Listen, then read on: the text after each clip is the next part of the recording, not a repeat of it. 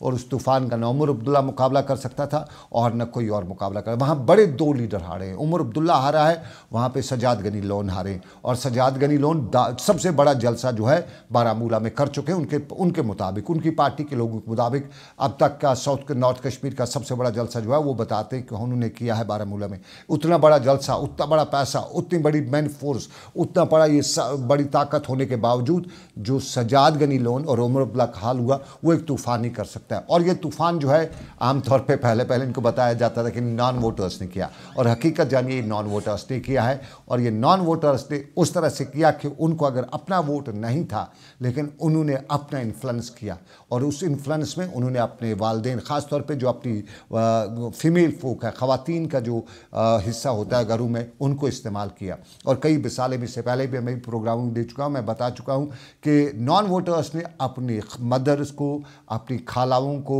अपनी पुफियों को इस्तेमाल किया, अपनी कजन्स को किया, उन पे एक पर्चे डाला। बड़ा फैक्टर जो नॉर्थ कश्मीर में रहा, क्योंकि जो एक्सपेक्टेशंस थी 7 या 8 लाख के करीब वोट वहाँ पे पड़ सकते हैं, और उसमें शायद उमर अब्दुल्ला अपने आप को जो है कंफर्टेबल समझते थे। सजाद गनी लोन भी कहीं दावे कर रहे थे, पर ये जो 3 लाख के करीब ज़्यादा वोट पड़ा, जो फ्रेश वोटर यानी जिसने पहली बार वोट दिया है, कहीं ना कहीं ये वोट जो है ये भारी पड़ गया दोनों पे।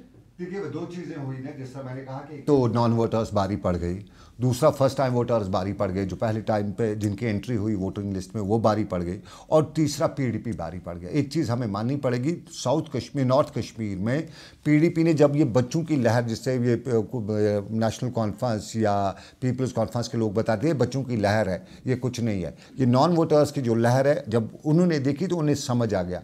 तो आपको याद होगा पहले खबरें ये भी आ रही कि महबूबा मुफ्ती शायद सीधा ही इंजीनियर रशीद को सपोर्ट करेंगी नॉर्थ कश्मीर से, लेकिन उसके बाद ये भी खबरें आई कि नहीं, महबूबा मुफ्ती सपोर्ट तो करना चाहती है लेकिन वो कहती है कि अब पॉलिटिकल मजबूरी है, अब सपोर्ट नहीं करना है। तो उसके बाद पीडीपी का जो वोटर है, सपोर्टर है नॉर्थ कश्मीर में, उन्होंने समझ लिया कि उनका कैंडिडेट नहीं जीतेगा।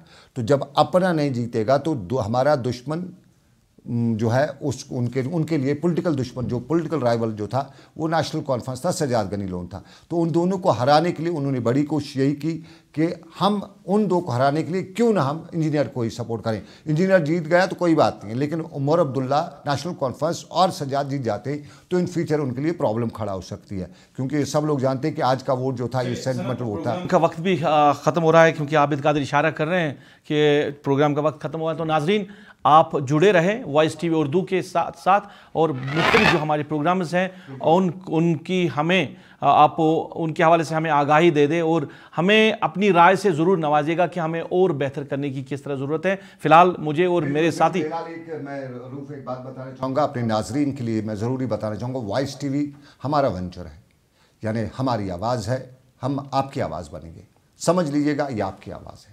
तो इस आवाज़ को आगे बढ़ाने में हमें आपकी सपोर्ट की ज़रूरत है। ये सपोर्ट हर तरह का हो सकता है, आप हमें बाज़ाब्ता तौर पे अपनी राय से आगाह कर सकते हैं, उससे बड़ा सपोर्ट कोई और नहीं हो सकता है, ताकि हम अपने बेहतर से बेहतर प्रोग्राम कर सकें, और ये आपकी राय से, आपके मशवरे से हो सकते हैं। तो अपना सपोर्ट हमें जारी रखिएगा। वॉइस टीवी उर्दू जम्मू कश्मीर की आवाज़ है और जम्मू कश्मीर के आवाम की आवाज़ है, तो इस आवाज़ के साथ जुड़े ही रहिएगा।